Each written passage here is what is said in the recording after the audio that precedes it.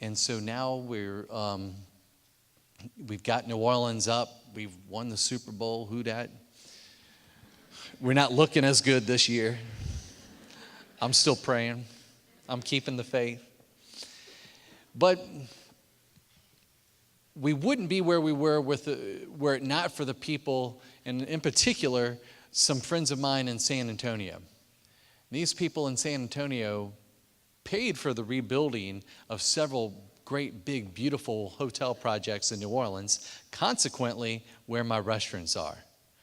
And so in my restaurant, Luke, I have this incredible restaurant there inside this beautiful hotel called the Hilton St. Charles, right there on St. Charles Avenue, gorgeous place downtown, restored by people from San Antonio who paid, who invested in New Orleans. And then we also had the Fairmont Hotel, this great historical hotel and just off Canal Street that had kind of fallen by the wayside. The owners left it in disrepair. And the same group of people came back to the table another year and a half later and said, you know what, we're investing in New Orleans again. We're going to rebuild that hotel. It's now called the Roosevelt. And that's where I have our Italian restaurant, Domenica.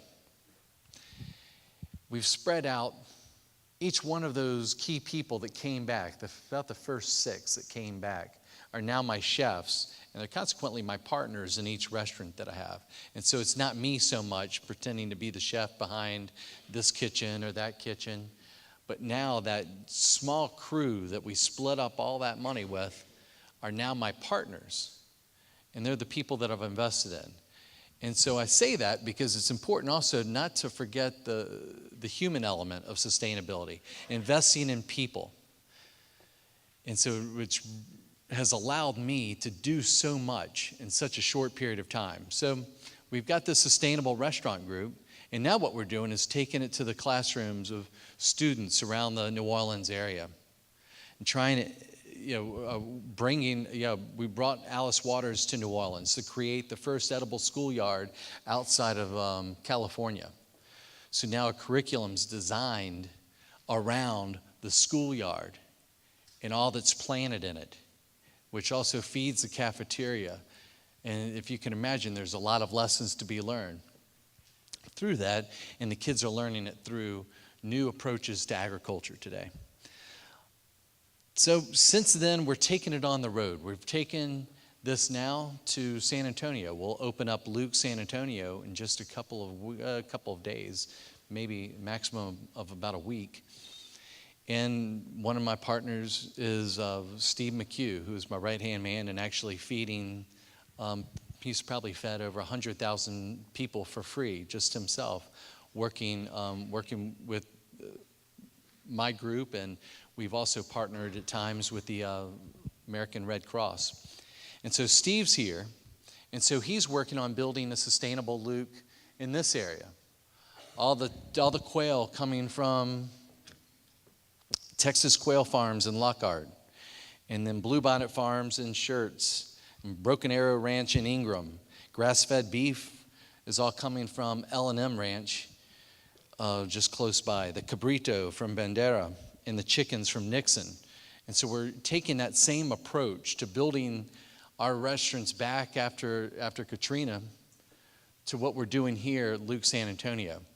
So basically, creating a restaurant that doesn't just mimic the menu of what we do in New Orleans, but actually more or less mimics the very idea that the most responsible way to build a business, and in my case, build a restaurant, is by investing in local organic farming operations close by. Well, that's about my spiel for today. I hope you've enjoyed some of it. And I think what we'll do is actually have some questions, right?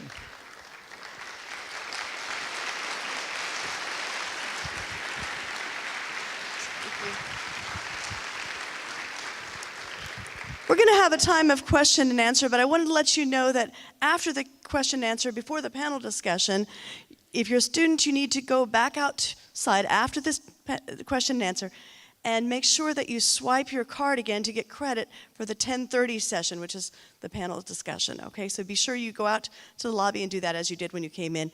Then you'll get credit for being in class here today, too. Okay? I'm going to walk around, and you have a microphone here, right? I've got a microphone. And I think we have some mics here in the front. So we welcome any questions. Jacob? Is working?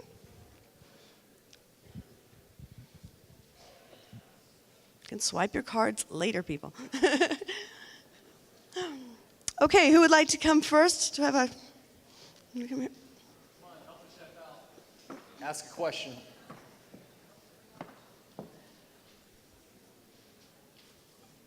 I'm just going to start it off here. It's kind of a rhetorical question. I see one of our former city council people over here, Dan Daniels, and maybe it's kind of directed at him.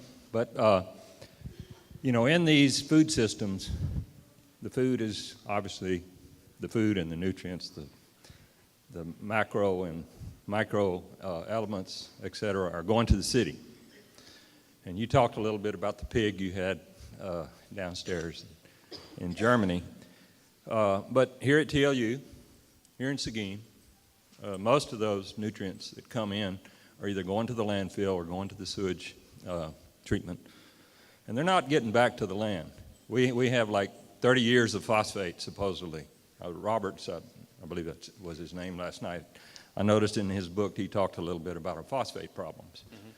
Mm-hmm. But can you tell me a little bit, you know, like I say, it was more, you know, kind of a comment and a rhetorical kind of question, but we've got a real problem with waste management and not making the connection in a lot of places in the world. You know, a lot of these nutrients are going down the Mississippi and creating dead zones.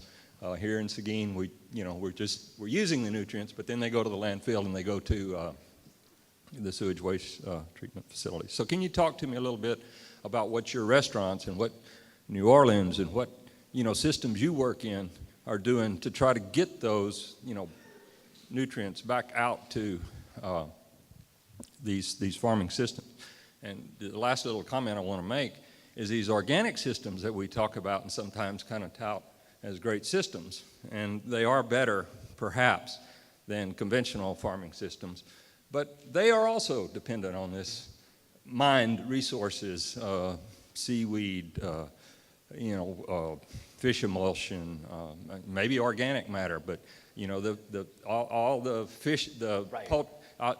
You got the point. The poultry manure, you know, a lot of them are dependent on that, which is very dependent on high input systems. So I'm sorry I went so long on this, but you got the Well, I'll do idea. my best at addressing that. Okay. Here's one deal, is that I'm not necessarily saying that organic, just because it's labeled such, is one any better than something that's raised in a more practical manner, conventionally close by. I think what you can do locally, if you can support whatever's there locally, then that should take precedence, one. Two, what are we doing in New Orleans is, there's many different facets. We're by no means there yet as a city. As a restaurant group, what we do with waste matter in particular, and this is something that that we will have to finally get fed up enough with. We will finally hit some certain point where we as America will say, wait a second, there's a better way than that. It'd been my dream that New Orleans would move back to its epicenter, to the city center. Much of what we lost during Katrina were the suburbs, frankly, that were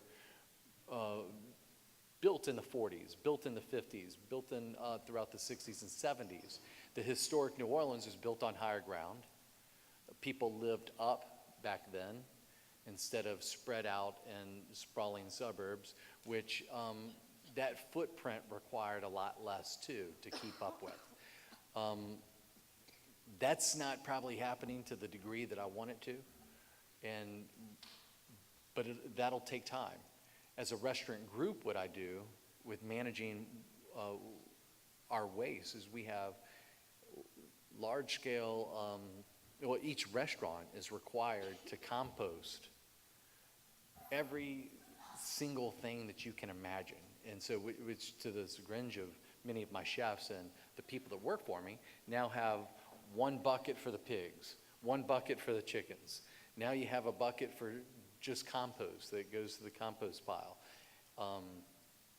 We have compost tumblers, probably about an acre just of that, where we're turning compost, we're making, it sounds a little gross, but we're actually making like these compost teas that we just throw out onto the gardens. And also we've noticed that we allow people from the community just to come and take from that, because we're producing more than what we can actually use ourselves. And then have also worked on creating some elevated gardens, some raised gardens with just using this composted matter, from the raking of the chicken coops to what we would ordinarily just throw into the dumpster at the restaurant. And so today we've cut down, I would say, about 60% on what is actually going to the landfills. And it's still too much. And I think that eventually we're going to get to the point, and a lot of it has a lot to do with the price of fuel. And I'm not saying by any means that we should raise the price. I think that would be irresponsible in order to evoke this change. But once we get to a certain price, I mean, we still have, from the oil crisis of the 1970s, we haven't progressed a whole lot in the use of all the various methanols and ethanols that, in particular, methane gas use that had really started going into effect back in the 70s in Berkeley. We have some technology out there where we can start using these methane gases and start recovering what we can just from a landfill point of view. That doesn't answer some of the other problems that we have, the residual problems of phosphates and whatnot, but it addresses some of them. And I think as we begin to wean ourselves off of the conventional way of doing things, from agriculture all the way down to landfill, we'll then have to start rethinking. I think then we'll start to make huge advances as far as what to do with all the, with the residual effects. Yeah, just one other little comment. I think sometimes we look at this at kind of a superficial level, and we're not really getting down and connecting all the dots. I'd make the comment that the fuel price ought to be a lot higher if we included all the externalities, in terms of the cost of that fuel. But anyway, I know we could sit here and dialogue all day. But I see the problems are so far-reaching. What do you solve first? And I look around and I think that if we can just create a new community, or create a new farming community that supports the more urban areas locally, and if I can make a difference in that arena, if I can make the difference in buying the shrimp from the shrimper, then that person stays employed, that person gets to continue that culture and that tradition. And it's more than just the far-reaching effects or the cultural issues, and that's what I really wanted to talk about today as well. I better let my professor and my neighbor over here say something.